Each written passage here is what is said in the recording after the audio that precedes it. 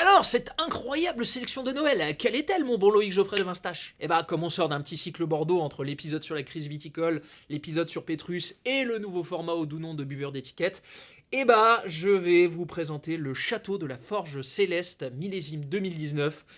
Et oh putain, il y a du lourd. Le château de la Forge Céleste, c'est ma pépite ultime en Saint-Émilion. C'est vinifié par Mathieu Verhagueux, que je vous avais déjà présenté sur la dernière sélection Foire au vin, puisqu'il vinifie aussi le château Fleur Ursuline, mais son petit bébé à lui, son petit bijou de pureté, c'est le château de la Forge Céleste. Niveau terroir, on est sur les mythiques terrasses de Figeac, et il faut savoir que ce vin est issu de seulement 0,48 hectares, et c'est niché entre les plus grands Saint-Émilion Grand Cru et Pomerol. Qui dit 0,48 hectares dit une production mais absolument famélique, 2000 à 2500 bouteilles par millésime, sachant que Mathieu étant un espèce de jusqu'au boutiste à moitié taré de la technique, il ne produit la Forge Céleste que sur les grands millésimes. Et je vous l'avais déjà présenté au tout début des sélections Vintage, c'est-à-dire il y a 4 ans sur le millésime 2018. Et en début d'année, sur Wine Paris, j'étais retourné le voir, j'avais goûté son 2019, et c'était honnêtement pas encore en place. Là, je l'ai redégusté il y a quelques jours évidemment pour la sélection,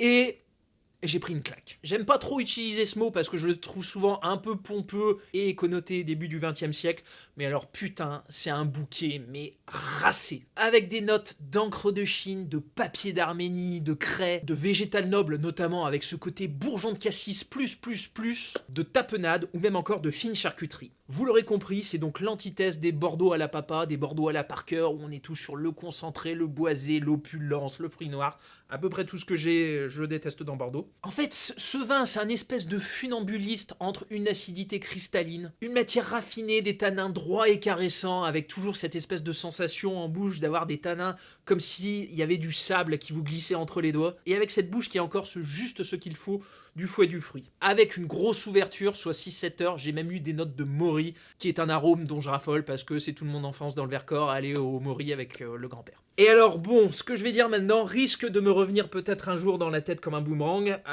mais il y a un moment, je crois que c'est comme en amour, il faut savoir s'engager. Par rapport à 2018, je sens que 2019 a un potentiel absolument incroyable en termes de longévité. Quand je vois le niveau actuel de pureté, de tension, de fraîcheur, d'équilibre, je nourris le secret espoir de l'ouvrir dans 15-20 ans, de le déguster et de me dire, eh bah franchement, par rapport à ce que j'ai pu déguster à Bordeaux, et notamment à certains Pétrus 98, je puisse me dire, eh bah, il peut s'asseoir à la table d'un Pétrus 98 en termes d'émotion. Vous pourrez m'accuser d'en faire des caisses, pas de souci, très honnêtement, avec Vinstache, j'ai jamais cherché à arnaquer les gens. Je sors des sélections de manière très régulière, donc si vous voulez, moi j'ai aucun intérêt à essayer de vous mettre une douille sur un vin. L'idée, ça a toujours été de m'inscrire dans le temps et la continuité, et de créer un vrai lien de confiance avec vous. Mais ouais, la Forge Céleste, de tout ce que j'ai bu aujourd'hui en termes de grand Bordeaux d'émotion, ça trône haut. Et la bonne nouvelle, c'est que c'est vendu seulement 26,95. Donc, je sors ma petite calculette.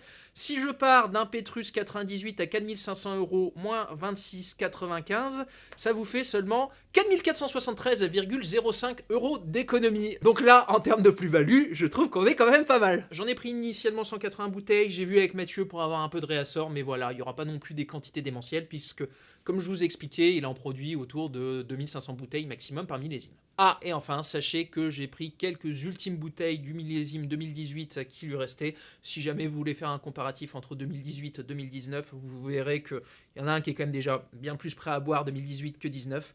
Mais voilà, ça c'est vraiment pour les puristes qui voudraient un peu jouer sur cette cuvée qui, je vous dis, est incroyable. Allez, après une telle entrée en matière, on va ouvrir un cycle Vallée du Rhône Nord, parce qu'il y en a quand même pas mal, vous verrez, pour la sélection de fin d'année. Et je vous représente la cuvée Tolondière du domaine Louis Chomel, présentée sur le millésime 2023, qui est un peu l'un de mes best-sellers en Vallée du Rhône Nord, parce que en termes de rapport prix-plaisir, on est sur un Saint-Jo à 18,50, ce qui, pour un Saint-Joseph de petit producteur avec une âme, est aujourd'hui parmi ce que je peux vous sortir de plus beau en termes de prix. On est donc sur une petite propriété familiale transmise de génération en génération dans le nord de l'Ardèche, et ce Saint-Joseph, c'est un peu la définition même de ce qu'on attend d'un Saint-Joseph. On est une attaque très poivrée avec aussi des notes de musc, et avec de l'ouverture, on naviguera tantôt sur des notes d'orange amer, de réglisse, de violette et aussi de cerise rouge. La cerise rouge bien mûre qui est pour moi un peu le marqueur à l'instant T de ce millésime 2023 que je trouve peut-être un peu plus sur le fruit que le 2022 que je vous avais présenté l'année dernière. Et ça s'explique notamment par le fait que 2023 a quand même été un millésime plus d'équilibre que 2022 qui était vraiment hyper solaire. Au palais, c'est droit, c'est pur, c'est minéral, avec une matière vraiment très juteuse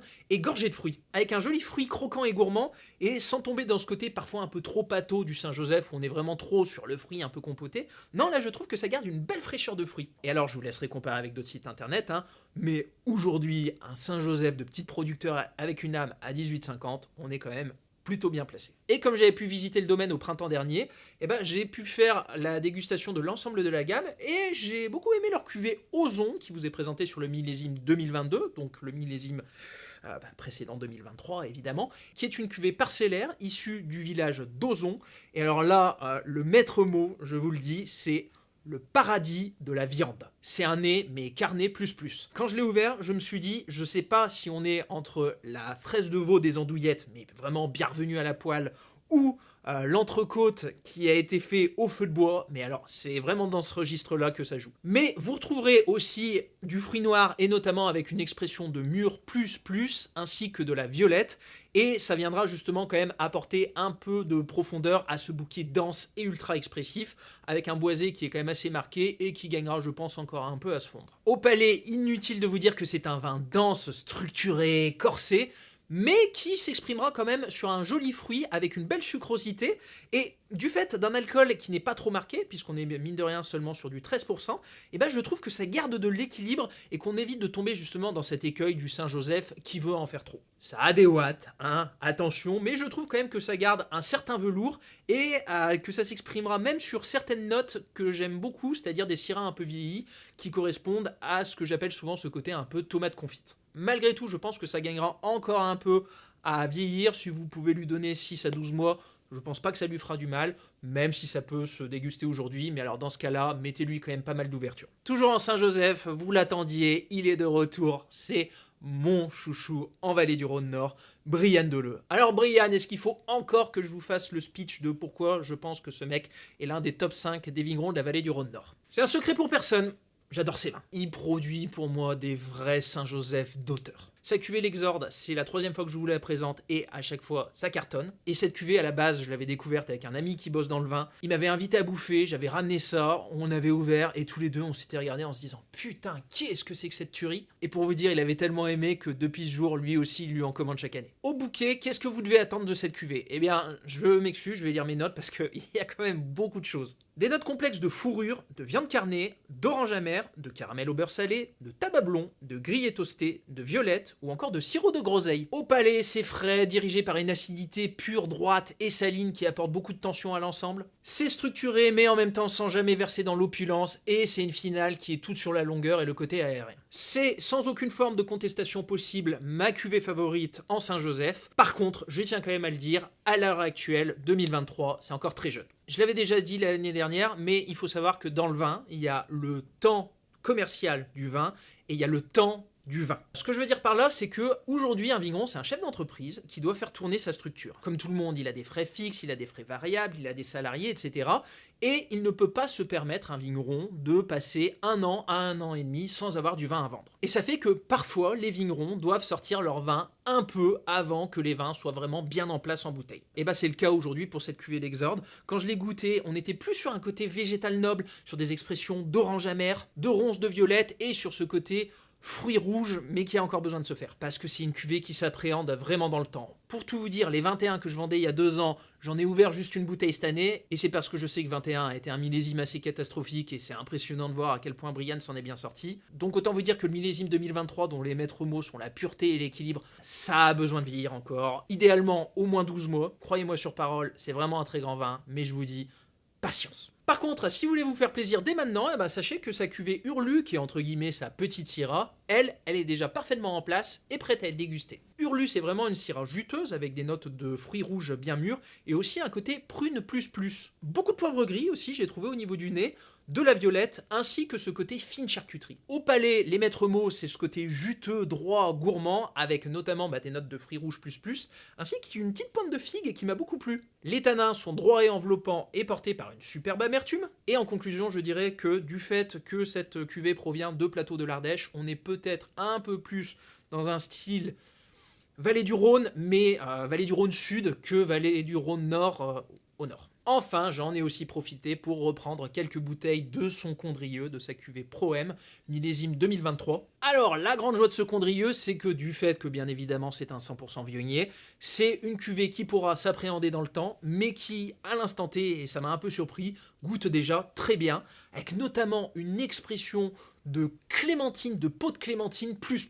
Par là, je veux dire que en même temps, il y a la sucrosité de ce fruit et il y a encore aussi un peu l'amertume, justement, qu'on pourrait avoir si on pressait de l'écorce de clémentine. Mais aussi des notes un peu dans le même style de kumquat, de camomille, de muguet ou encore de thé noir. Vous l'aurez compris, ça a une super profondeur. Au palais, c'est un vin de matière avec une attaque pleine, mais ce que j'adore avec Brian, c'est qu'il sait que justement le Condrieu peut rapidement être dans le trop, et il essaye toujours de travailler sur les acidités pour garder de la fraîcheur et de la longueur. Sa finale est gorgée de notes de miel de sapin, et son alcool d'une jolie maîtrise apportera un subtil réconfort. Un grand Condrieu donc, je sais pas forcément de tout ce que j'ai goûté en Condrieu chez lui, si c'est celui qui aura la plus vieille garde, mais en tout cas, ça goûte très bien à l'instant T, et je pense que vous pourrez l'emmener encore sur 5 ans. Après la vallée du Rhône Nord, on va en vallée du Rhône Sud, avec le domaine Le Sang des Cailloux, la cuvée Floretto millésimée 2022 qui est un Vaqueras. Et alors bon, comment vous dire, le sang des cailloux, c'est clairement pas le plus gros travail de caviste qui existe. En effet, ça fait partie des domaines iconiques qui ont pignon sur rue,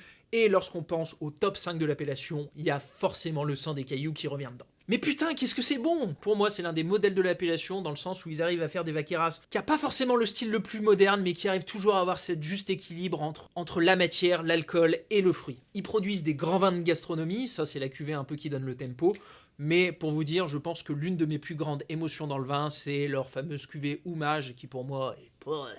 Je vous avais déjà présenté cette cuvée sur le millésime 2020, si je me souviens bien. Alors il y a un petit twist, c'est que cette cuvée, chaque année en fait, la cuvée change de nom en fonction des 3 prénoms de la fille du propriétaire. Tout ça pour vous dire que si vous l'aviez commandé dans la sélection il y a 1 an et demi, c'est la même cuvée. C'est-à-dire un assemblage de 60% de Grenache, 20% de Syrah, 10% de Mourvèdre et 10% d'un assemblage entre Carignan, Cinsault et Counoise. Donc dans l'esprit, c'est un peu comme les assemblages de Châteauneuf-du-Pape, ce qui n'a rien d'étonnant puisque Vaqueras c'est pas très loin de Châteauneuf-du-Pape. Au nez, qu'est-ce que ça donne? Ça donne un bouquet vraiment porté par des notes de fruits rouges d'une belle sucrosité, mais aussi de cerises marasquin, de menthol, de cassis, caramel, de garrigue ou même encore d'encens. Le palais, c'est rond et soyeux et toujours porté par ce fruit rouge d'une subtile sucrosité. Les tanins sont veloutés et poudrés, la bouche est d'une superbe fraîcheur avec encore ce côté un peu mentholé. C'est finement boisé, c'est d'une superbe buvabilité et putain que c'est bon quoi. Bref, une adresse absolument incontournable en vallée du Rhône Sud et l'un des modèles de l'appellation Vaqueras que j'ai vraiment plaisir à vous représenter. Toujours en Rhône Sud, la cuvée Aleph, qui est un Côte-du-Rhône village issu du massif du Chaux. Et bon, normalement, si vous êtes un fidèle de Vinstage, cette cuvée, vous la connaissez parce que je crois que c'est tout simplement la cuvée que j'ai le plus présentée millésime après millésime. Je l'avais présentée en 2018 déjà à l'époque, là on est sur le 2022, donc c'est le 5e millésime que je vous présente sur la boutique. La famille de Boël France, ça avait été un énorme coup de cœur de Wine Paris il y a du coup maintenant quelque chose comme 6 ans, et depuis ils n'ont fait que confirmer tout le bien que je pense d'eux. Et ma cuvée chouchou, ma cuvée favorite chez eux, c'est Aleph. Les vignes sont situées dans le massif du Chaux, pas très loin notamment d'un certain Emmanuel Reynaud, je sais pas si vous connaissez, un petit vigneron du Rhône. Et leur terroir, apparemment, c'est une petite parcelle nichée au milieu de la forêt, un espèce de petit jardin, comme le décrivait Nelly. Et la spécificité de ce terroir, c'est qu'ils ont la chance d'être sous une veine de silex, ce qui fait que ça apporte beaucoup de fraîcheur à l'ensemble. Puisque vous vous en doutez, le massif du Chaux, je crois qu'on est dans le Vaucluse, autant vous dire que les étés sont assez chauds. Assemblage 60% Syrah, 40% Grenache, et au bouquet, ça va taper sur l'olive noire, la mûre sauvage, la garrigue, le pain d'épices, la fumée, enfin ce côté fumé lardé quoi, ou même encore le cuir de céleri. Ça a une matière concentrée et soyeuse, et en bouche, c'est du velours. Ça a ce côté très sanguin de la Syrah, mais en même temps, ça reste frais et minéral. Et ouais, c'est cette petite bombe qui alliera de la fraîcheur, du satin, de la concentration, une matière veloutée, mais en même temps de la droiture. C'est un vin que j'adore, et je suis très heureux de pouvoir m'inscrire dans le temps sur cette cuvée avec ces vignerons parce que c'est vraiment un vin coup de cœur. Allez, direction ensuite la Grande Bourgogne et on va attaquer avec le Saint-Véran 2022, terroir de Chasselas de chez Paco Vigneron. Alors, Paco Vigneron, je vous les avais déjà présentés sur la sélection foire au vin de septembre. Et je vous avais expliqué que ça avait été l'une de mes plus grandes révélations à millésime bio sur les blancs et notamment en Bourgogne. Et là, vous allez me dire, mais pourquoi est-ce que tu nous présentes cette cuvée que maintenant alors que tu as déjà présenté 2 autres cuvées pour la foire au vin de septembre? Et bah parce que c'est d'un niveau fou et que je voulais la présenter pour la sélection de Noël. Parce que la première fois que j'ai mis le nez là-dedans, je me suis dit... Eh bah putain, on dirait un grand blanc de la Côte de Beaune. Vraiment, ça m'a fait penser à certains grands Saint-Aubin que j'ai pu déguster, ou même des Meursault Village. Par là, j'entends un bouquet opulent dominé par des notes de beurre toasté et de noisettes grillées, mais vous retrouverez aussi des notes de fruits jaunes ainsi que de fine amande. Mais avec l'ouverture, tout ceci s'estompera un peu pour aller beaucoup plus sur des notes d'agrumes citronnés, de fleurs blanches ou encore de miel d'acacia. Au palais, c'est un vin soyeux et à la matière flatteuse, mais qui arrive malgré tout à garder de la fraîcheur, notamment grâce à un alcool de seulement 13 degrés alors que c'était sur une année caniculaire. Franchement, félicitations à eux pour réussir à avoir cet équilibre sur une année comme ça. Avec une acidité pure qui lui confère un espèce d'éclat salin que j'ai adoré. Et avec un juste élevage maîtrisé dans des barriques qui ont déjà fait plusieurs vins, ce qui fait que ça va apporter cette espèce de petite tension amère qui amène beaucoup de persistance à la finale et que j'ai adoré. J'en ai malheureusement pas pris beaucoup de bouteilles, seulement 120, vous allez me dire pourquoi. Ah bah parce que c'est quand même dans la tranche un peu haute de l'appellation Saint-Véran, hein, on va pas se mentir. Mais je pense que ça vaut largement son prix, puisque comme dit avant, pour moi, c'est du niveau d'un blanc de la Côte de Beaune, et que ça peut rivaliser, comme je vous disais, avec certains Saint-Aubin, ou même certains Meursault Village. Sauf que pour l'humour, je vous laisse aller chercher les tarifs de ces appellations, et après vous me direz si finalement cette cuvée terroir de Chasselas est si onéreuse que ça. Bref, immense coup de cœur et j'espère que ça trouvera son public parce que, ouais, vrai grand blanc de gastronomie qui saura sublimer une poule de Bresse, un lapin à la moutarde, ce genre de choses. Toujours en Bourgogne, mais beaucoup plus au nord, on part à Chablis au domaine Gérard Duplessis avec leur cuvée Chablis, tout simplement, hein, millésimé 2022. Cette cuvée, on vous l'avait présentée il y a très longtemps dans le Podstage, qui était donc un ancien podcast que j'animais avec un collègue caviste. Il me l'avait vendu parmi les meilleurs rapports prix-plaisir de Chablis, et j'avais beaucoup aimé les vins, et j'ai décidé d'en reprendre sur 2022. Bon, Chablis, terroir iconique de la Bourgogne Nord, ses sous-sols calcaires avec ses fameuses coquilles d'huîtres incrustées dedans qui lui donnent beaucoup de salinité, je pense que si vous vous intéressez au vin, vous le savez. Cependant, là je tiens quand même à dire, on est sur le millésime 2022 qui a été caniculaire, donc c'est quand même un Chablis d'opulence. Par là, je veux dire que si vous attendez au Chablis droit, crayeux, tout sur la pureté saline, c'est moins dans ce registre. Oui, il y a cet éclat salin lié à l'appellation, mais on est quand même beaucoup plus sur la dominante de fruits jaunes, avec notamment un peu des notes de banane, de pain grillé, et même avec une petite pointe de basilic qui apporte cette fraîcheur que j'aime beaucoup. Au palais, c'est rond et flatteur, et comme je vous le disais, on est plus sur la densité que sur la tension et l'acidité saline. Sa finale aux airs d'embrun marin est délicieusement salivante et apportera des amers bienvenus. Des amers qui serreront un peu tout ça et apporteront quand même une certaine profondeur. Et toujours dans la Grande Bourgogne, on part à Moulins à Vent chez la maison Lenny, où je vais vous présenter leur millésime 2022. Et alors bon, Maison Lenny, je crois que c'est la 3e fois que je les présente. Avant, je vous présentais toujours les cuvées parcellaires, Roche-Gray et La Rochelle, dont j'ai d'ailleurs pris quelques bouteilles, mais en petite quantité. Et là, pour la première fois, j'ai décidé de prendre leur cuvée d'entrée de gamme, la cuvée Tradition. Et là, vous allez me dire pourquoi. Je vais vous dire tout simplement parce que j'ai été bluffé par la qualité du millésime 2022. L'ensemble de la gamme est juste incroyable. Vraiment, millésime, pour. La Maison Lenny, c'est donc une petite propriété de 7 hectares qui est nichée juste derrière l'iconique moulin à vent, le fameux moulin à vent de Moulins à Vent. Ils sont juste derrière, ils ont 7 hectares. Et ouais, comme je vous le disais en préambule, 2022, pour moi, j'ai goûté ça sur salon, j'ai trouvé ça absolument dingue. Leur cuvée Tradition est, je trouve, d'un très gros niveau et donne totalement le tempo de la maison. Au nez, c'est dominé par des notes de raisin frais ++, ainsi que de la cerise mûre ++, mais une cerise limite noire, ainsi que la violette ou encore les épices brunes. Au palais, c'est d'un superbe équilibre entre une matière ronde et affirmée et une acidité rafraîchissante et d'une jolie tension. Et cette matière affirmée, ça n'a rien d'étonnant, hein, puisque Moulins à Vent a toujours historiquement été le cru le plus dense, corsé, charpenté, etc. du Beaujolais. Ces tanins sont déjà parfaitement en place et apportent beaucoup de droiture à la structure et à l'ensemble. Et la finale d'une superbe minéralité est aussi portée par des notes de prune. Rien d'étonnant donc à ce que la Maison Lenny ait conquis les plus belles tables de France, puisqu'il faut quand même savoir qu'elle est présente chez un certain restaurant Trois Gros, qui, je crois, de souvenir, est une petite institution de la gastronomie française. Et ouais, c'est des super moulins à vent de gastronomie et je suis très fier de pouvoir vous représenter ces cuvées. Et si je dis 2 de leurs cuvées, c'est parce que j'ai pris leurs 2 grands parcellaires. Alors il faut savoir que chacune de ces cuvées, les grands parcellaires, c'est produit sur seulement 1 hectare et ils font entre 2000 et 3000 bouteilles à l'année. Je vais pas faire des présentations hyper développées parce que j'ai pris seulement 90 bouteilles. La Rochelle, pour moi, l'un des marqueurs olfactifs qui le définissent, c'est ce côté un peu anis étoilé. Mais je lis mes notes, vous retrouverez là encore du raisin frais, de la liqueur de cerise, du fruit noir ou encore de l'épine de pin. C'est opulent, c'est rond, c'est tannique, c'est satiné, c'est d'une super matière. Bref, c'est vraiment une très grande cuvée. Et l'autre cuvée, c'est la cuvée Roche Grecque. Et plutôt que de vous refaire de la lecture de fiches techniques, puisque vous retrouverez d'ailleurs sur le site,